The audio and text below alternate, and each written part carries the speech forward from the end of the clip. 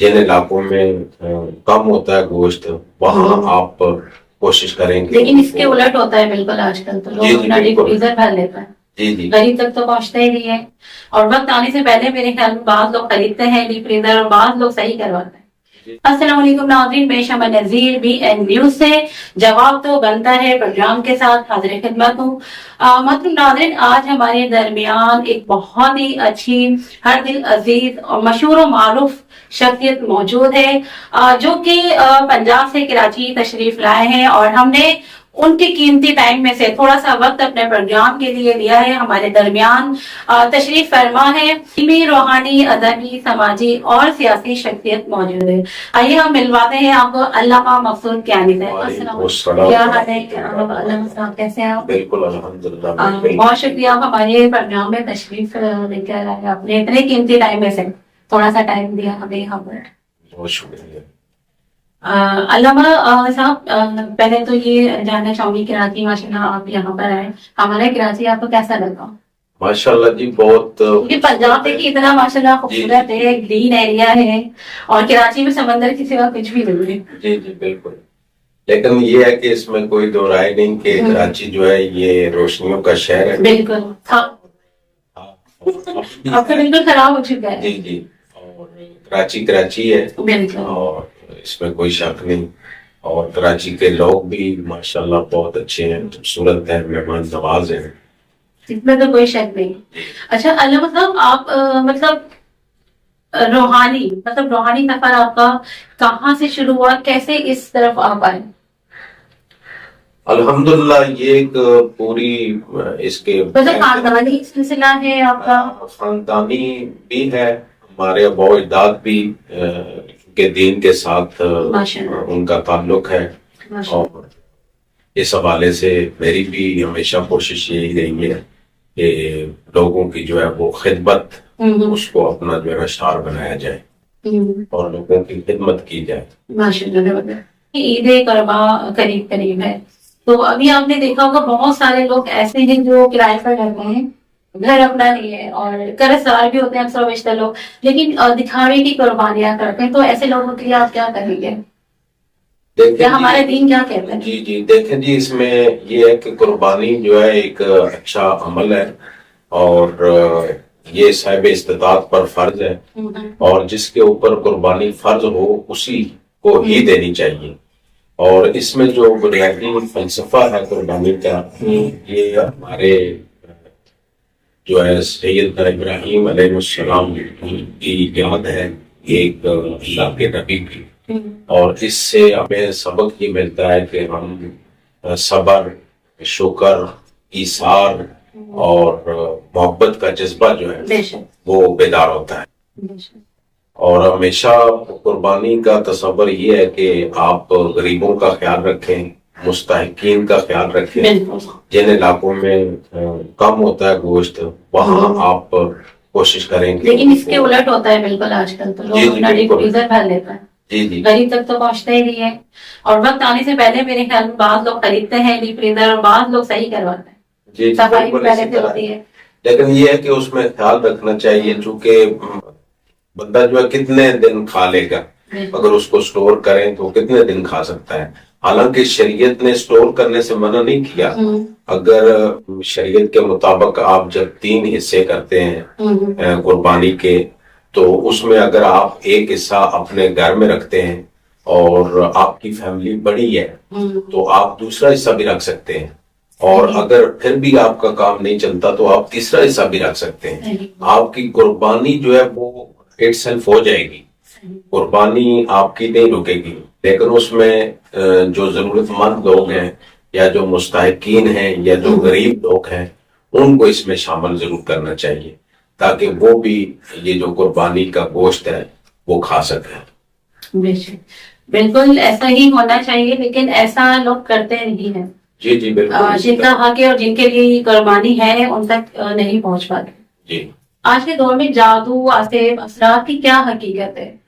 مطلب ہر دوسرے شخص کو یا لیڈیز کو آپ دیکھیں کہ خاص طور پہ مظہرات پہ نا، کہ وہ ان کو حال آ رہے ہوتے ہیں، اور مطلب اس طرح کے جیسے پتہ نہیں کیا چیز ان کے اوپر آ گئی ہے جسے جنات کا نام دیا جاتا ہے. تو اس کے کیا مطلب آپ کیا بولیں گے اس کے بارے میں، کیا کہیں گے؟ دیکھیں جی، جہاں تک جادو کا اور جنات کا تعلق ہے، اس کی حقیقت سے تو انکار نہیں کیا جا سکتا، لیکن فی زمانہ جو معاملات ہیں اس میں بالخصوص یہ خواتین میں بہت زیادہ پایا جاتا ہے. حالانکہ جو نظر لگنا ہے یہ بالکل برحق ہے، اور حضور علیہ الصلوۃ والسلام کے جو شہزادگان تھے سیدنا امام حسن اور سیدنا امام حسین، ان کو بھی نظر لگ جاتی تھی، اور امام الانبیاء حضور نبی اکرم صلی اللہ علیہ وآلہ وسلم آخری جو موضوعتین ہیں، دو صورتیں ہیں، ان کو پڑھ کر ان پر دم کیا کرتے تھے. لیکن یہ جو آج بہت زیادہ ایک طوفان کھڑا ہوا ہے، اس میں سمجھتا ہوں کہ ذوق اعتقادی ہے اور ہمارے ایمان کی کمزوری مطلب ہے. آپ دیکھیں نا کہ لیڈیز ہیں یا جینٹس ہیں، ان پہ یہ کہا جاتا ہے کہ جنات آ گئے، وہ بہت زیادہ مطلب یہ گانے بلوچ کر رہے ہوتے ہیں، واحیات مطلب اس کا ایک بڑا اچھا جو ہے نا ہمیں قرآنی جو لیسن ملتا ہے، سب سے پہلے یہ کہ ہم قرآن کو سٹڈی کریں. دنیا کا کوئی ایسا مسئلہ، چاہے وہ روحانی ہو یا علمی ہو، یہ نہیں ہے کہ قرآن میں اس کا حل نہ ہو، چونکہ قرآن جو ہے یہ کمپلیٹ کوڈ آف لائف ہے. یہ ہمیں تمام جو ہے نا زندگی کے ضابطے وہ سکھاتا ہے، اور تمام مسائل کا حل قرآن مجید میں ہے. یہ توہمات پرستی یا اس طرح کی ذوق اعتقادی اس وقت ہوتا ہے کہ جب ہم قرآن اور حدیث کو چھوڑ دیتے ہیں. ہمارے لیے جو رول ماڈل ہے وہ اللہ کا قرآن ہے، اور اس کے بعد نبی کا فرمان ہے، اور حضور کی سیرت ہمارے لیے رول ماڈل ہے. کسی عام بندے کی شخصیت ہمارے لیے رول ماڈل نہیں ہے، بلکہ ہمارے لیے اللہ کا قرآن اور نبی کا فرمان رول ماڈل ہے. اور میں سمجھتا ہوں کہ اگر ہم قرآن کو اچھی طرح ڈیپتھ کے ساتھ سٹڈی کریں اور سیرت رسول کو فالو کریں، میرے خیال میں اس طرح کے مسائل پیدا نہیں ہوں گے. اچھا دیکھیے، سب کچھ اللہ کے حکم سے ہوتا ہے. بے شک بے شک اللہ کے حکم سے ہوتا ہے، تو پھر لوگ مطلب یہ عملیات کرنے والوں کے پاس کیوں جاتے ہیں؟ یہ اس لیے کہ چونکہ ایک دکانداری سسٹم ہے، اور انہوں نے اپنی اپنی دکانیں چمکانے کے لیے جو ہے نا آپ کہہ سکتے ہیں کہ بزنس بنایا ہوا ہے. اور ہمارے جو خواتین ہیں یہ ان کے جو ہے نا وہ چنگل میں آ جاتی ہیں. تو اس کا جو میں نے حل آپ کو بتایا کہ سب سے پہلے یہ ہے کہ ہم قرآن کو سٹڈی کریں، اور اس کے بعد قرآن میں کوئی خاص آیات سورت؟ جی قرآن کیونکہ سارا کا سارا جو ہے وہ شفا بھی ہے، رحمت بھی ہے. اور قرآن سورہ یاسین کے متعلق کہا جاتا ہے کہ اگر آپ اس کو ڈیلی پڑھیں تو کسی قسم کی یا سیب یا اس طرح کے معاملات جو ہے وہ نہیں ہوتے. پھر رات کو عشاء کے بعد جو سورہ ملک کی تلاوت ہے یہ اس کے لیے اکثیر ہے. اور اس طرح کے اور بھی وظائف موجود ہیں بزرگوں کے اقوال میں، اور بزرگوں کے جو زندگی کے معاملات ہیں ان میں شامل ہیں. آیت کریمہ جو ہے یہ اس کو بڑا جو ہے نا فضیلت حاصل ہے، چونکہ یہ ہمارے جو پیغمبر تھے سیدنا یونس علیہ السلام، جب وہ مچھلی کے پیٹ کے اندر تھے تو انہوں نے کثرت کے ساتھ اس کو تلاوت کیا.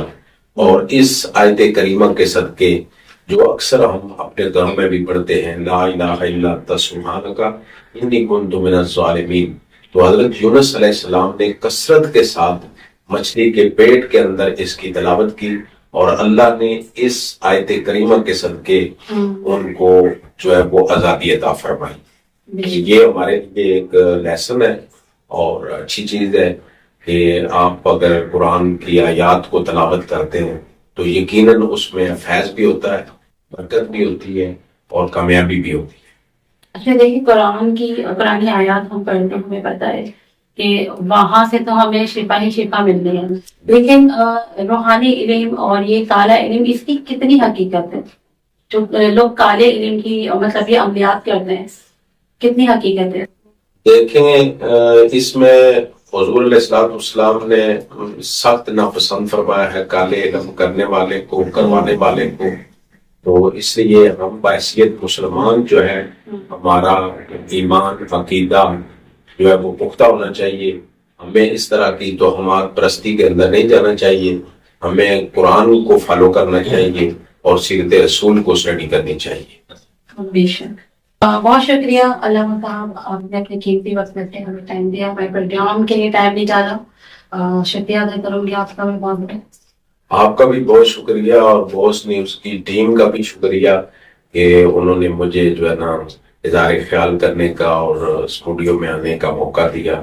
میری دعا ہے کہ اللہ تعالیٰ آپ کو دن دوگنی رات چوگنی ترقی عطا فرمائے, حاسدین کے حسد سے محفوظ فرمائے, اور اللہ آپ کو نظر بد سے محفوظ فرمائے, اور دن دوگنی رات چگنی آپ کا یہ جو چینل ہے اس کو اللہ ترقی عطا فرمائے. میری نیک خواہشات دعائیں آپ کے ساتھ ہمیشہ رہیں گی.